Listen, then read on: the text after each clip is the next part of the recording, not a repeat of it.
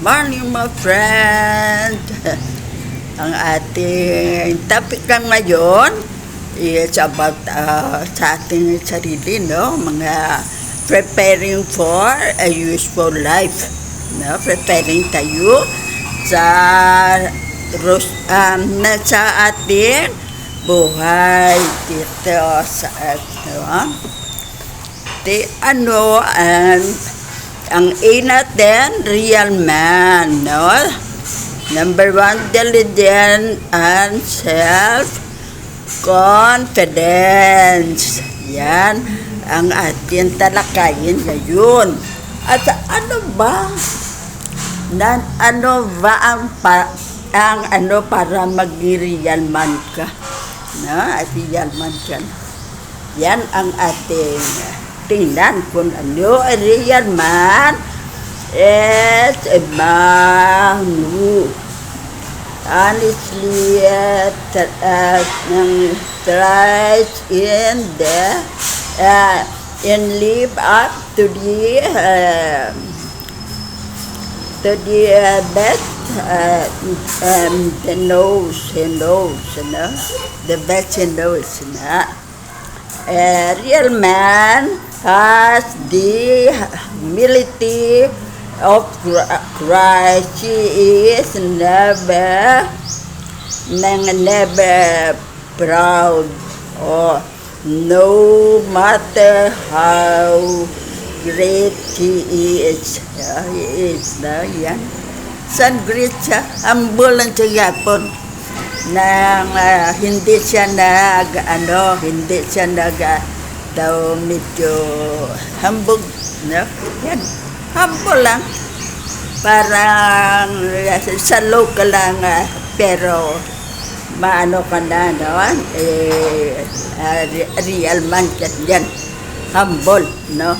A real man talks little but done much. Sa talk mapan lang, hindi siya pala talk daw, quiet lang siya, pero sa work, no? He little but does much. He is disciplinable. Yan. A real man works honestly. He hates get the rest quickly, no? Sense of clock.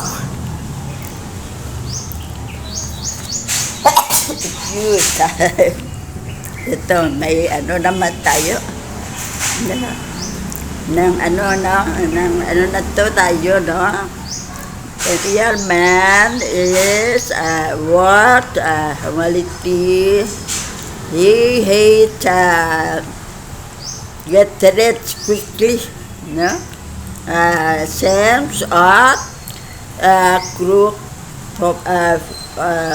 politician and influence peddlers. A real man never shows that he is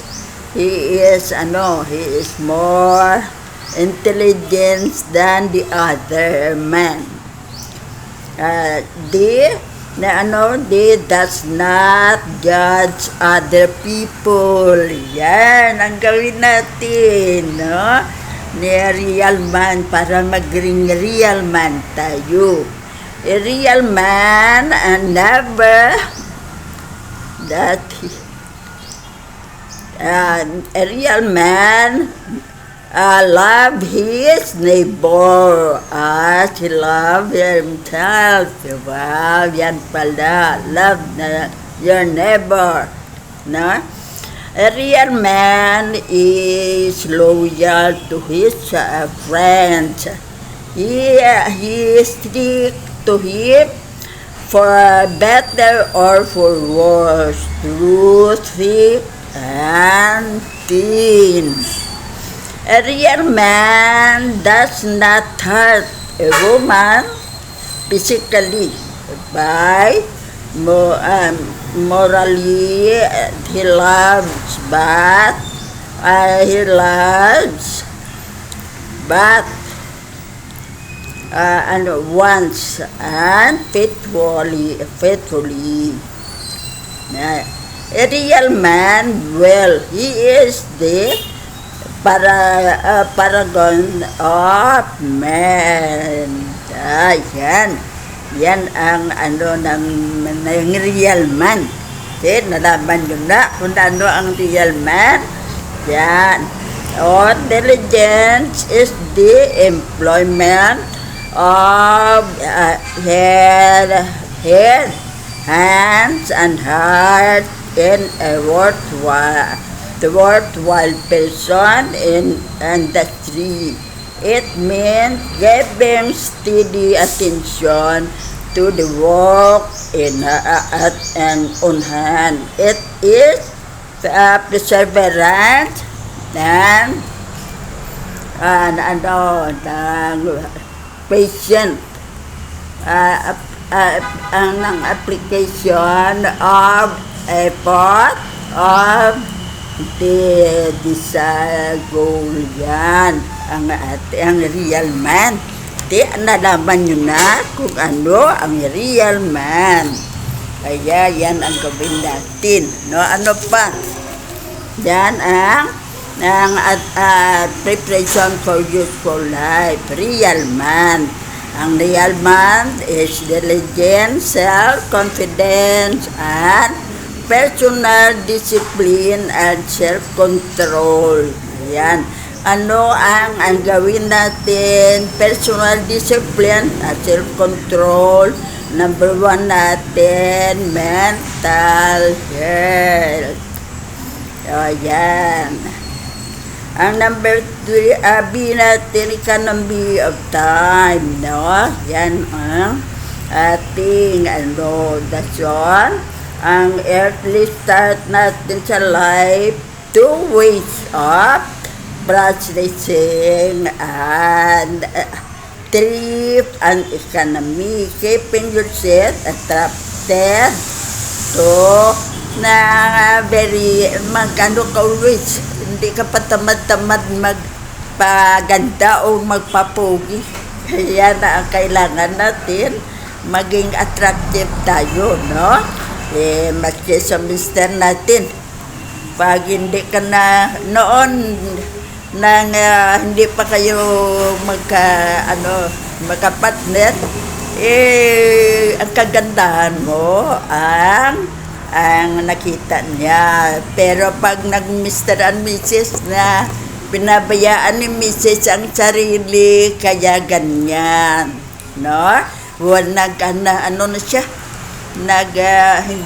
hindi siya sa Mrs. niya. Maghanap tayo ng madunong, magpaganda at magpabango sa sarili niya. Kaya yan ang ating gawin. Maging attractive tayo always sa mister natin. Na ang health natin, huwag pabayaan. Kailangan may self-improvement tayo sa ating health, Yan. Hindi ba sinabi ko sa inyo noon na kailangan natin ang medical check-up para malaman kung ang i-repair natin sa part ng ating katawan, Yan, kung maagahan natin na malaman na may sakit ka ng ganyan, na-cure agad. Kundi very pansagid, na naagapan agad ang sana mga sakit na mahirap ng cure. Yan ang ating sa atin. Huwag natin pabayaan ang ating sarili, Kaya yan ang kailangan sa ating mga huwag pabayaan ng sarili. And what are the tests of good sports, no? How to you human relationship? Kaya kailangan tayo rin may human relationship tayo, kailangan ito sa ating sa work o sa ating bahay o sa kapitbahay. Kailangan natin ang sa good ng ating mga behavior, no? Yan ang atin. Kaya yan ang economy of time, ambition, at on time. Yan ang gawin natin. Huwag natin pabayaan ang ating sarili. Yan ang sabi ng iba, unahin muna ang sarili at saka na lang magtulong sa iba. Yan ang kung pabayaan mong sarili mo, di sana kita mo ang tinuruan mo at mas sa'yo, ng asenso sa'yo, maganda sa'yo, siyang tinuruan mo na maging maganda at maging mabango. Ikaw hindi mo in-apply sa buhay mo, nag-number 2 semester mo.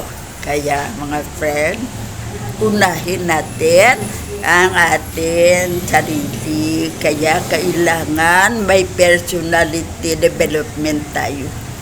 Yan ang sa lahat ng bagay. Hindi lang magpaganda at mapabango, kundi ang sa behavior. Huwag magnager, huwag sa kaunting problema, iaway na agad. Keep quiet mo na, ha? Explain. Sino ba may kasalanan sa ating dalawa? Anong matsolusyon ta dyan? Yan ang gawin natin. Huwag tayong away lang ng away, no? Yan ang formula dyan. Para tapos na ang ating away. One day, one night lang o one night lang. Finish na tayo. Kaya ang ating gawin dyan, anuin natin kung ano ang nagpaaway sa atin. Ano ba ang ating sulbahin? Yan ang ating solusyon dyan. Kaya mga friend, na ang ating ating self-development ay dala dyan ang mga behavior natin, hindi lang sa ating family kundi sa ibang tao. Okay? Maski saan ka pupunta, marami ang magmahal sa'yo at hindi kanila malimutan kung marunong ka lang magtulong sa kanila dahil mahal kanila. Yan ang formula natin sa ating buhay sa ngayon. Yan na ang ating nila sa lecture, na ang baguhin natin ay ang karakter natin at ang natin, no, ng ang grooming natin, no? Kaya ang enthusiasm natin, ang ating grooming personal habit natin.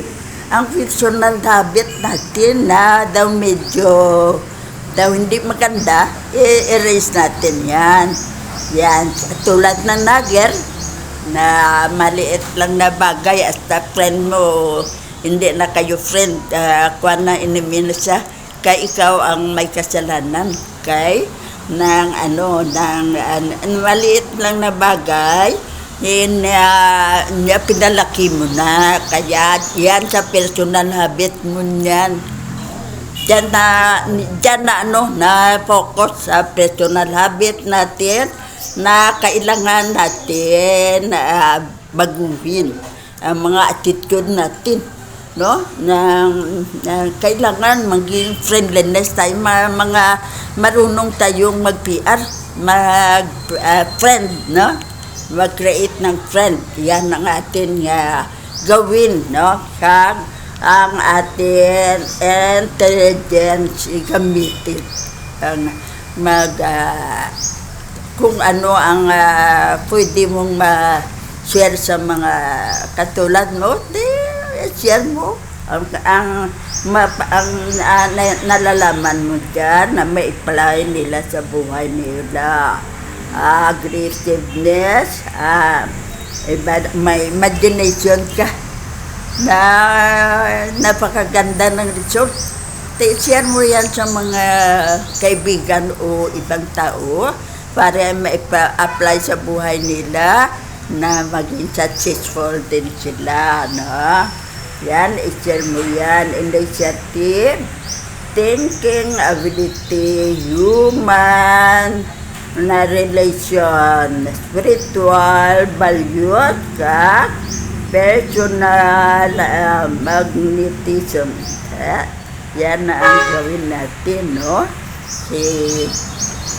Kaya isa yan sa formula na maging successful tayo at maging maraming friend ka, no? Kaysa PR, dyan ka babawi, no? Sa mga ang ating personal development from sa ating sarili, no? Sa family natin, na dyan tayo, kung may diferensya tayo, ibaguhin natin, ugali natin. Huwag pabiyaan, no? Baka nang perfect ka dyan, why na tayong koreksyonan. Pero sa ikadalawa natin, may kaunti pa tayong baguhin dyan. Kaya huwag natin pabiyaan, kailangan perfect tayo. Ang ating ilang mga diferensya dyan, baguhin natin. O baka ang number 3 natin ay lahat i-apply sa buhay nyo, no? Okay? Hindi pa nakita dito ang ating kailangan sa baguhin, katulad ng karakter, no? Yan ang ating baguhin, no? Na karakter natin, kaya dyan tayo maski natin na ang gawin natin. Kung ang karakter natin palaway tayo, hindi tayo mabago agad, no? Kaya mga friend, yan ang ating fokusan sa ngayon, ang atin ng personality development. Kaya mga friend, kayo rin marunong dyan. Kaya natin, focus ang atensyon natin sa ating sarili, kung ano ang ating correctionan dyan, o i-apply natin na magbago ang ating buhay, no? Katulad naming mga misis na kailangan magpaganda. Katulad ka ng naligawan ka pa ni Mister na napakaganda mo, yan ang pupusan mo ng atensyon sa ngayon, no? Magpaganda uli at magpangabango uli, no? Yan ang gawin natin, mga misis. At mahalin si Mister, no? Mahalin si Mister, ipakitang sa kanya ang lahat, no? Ikaw na ang kung may kunting problema, ikaw na ang maglaylo kay second lang tayo sa ating mister. Hindi tayo ang sa house natin, hindi tayo number 1. Number 2 tayo, tandaan mga misis. Number 2 tayo. Kaya huwag mo nang atraka tayo sa away. Kinggan muna si mister at saka tayo naman ang mag-explain. Explain mo na ang mister, next ang misis. Kaya mga friends, yan ang ating lecture sa ngayon, ha? Na kailangan ang ating ng personal development, no? Kaya yan ang napaka-the best. I-apply natin sa ating bahay, no? Kung may ano tayo, may married na tayo. Ito ang the best na i-apply natin para tayo hindi magkahiwalay. Ha? Kung ano ang nagustuhan ni Mister noong hindi pa kayo mag-asawa, yan ang gawin natin mga misis para balik sila sa iyo, no? Kaya yan ang ating ang ating apply sa buhay natin. Yang sabi ko na sa inyo, analisan natin kung saan ano ang ating kailangan baguhin dyan. Kung perfect ka ba? 100% ka? Wow! Congratulations. Dasan, kaya may ilan lang baguhin dyan. 5 lang abi. 4 baguhin dyan. At kung lahat wala dyan, i-apply na natin para tayo maging maligaya sa ating buhay. Wala tayong problema. The best na gawin natin ang personality development. Lahat dito, hindi lang paganda sarili, kundi behavior, dala dyan, no? Behavior natin, dala dyan, no? Ang ating mga karakter, ng behavior natin, o karakter natin. Personal habit, kagang atong grooming, na, attitude natin, baguhin natin, ang friendliness. Marami tayong tingnan, no? Kaya yan, ano na natin, ang curriculum natin at i-check, no? Kung ano, no? Ang number 1 natin, ang karakter natin, i-record na dyan na atin i-check kung ano dyan ang correctionan natin at i-apply sa buhay natin kay para maging maligaya tayo. And enthusiasm. And number 3, grooming. That's all. Number 4, personal habit. And number 5, attitude. Yan. I-record natin dyan at tingnan kung nang okay dyan, kung hindi apply natin sa buhay natin. Friendliness, intelligence, aggressiveness, and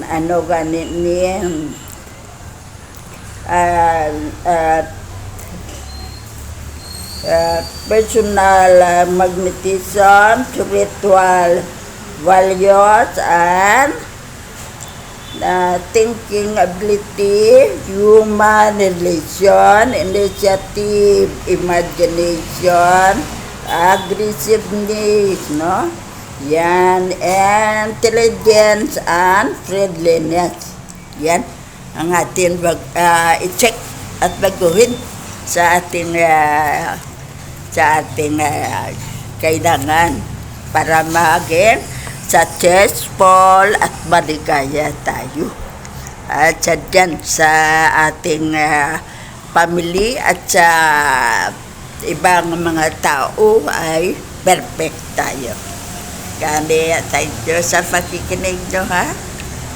Love you all, mga friends.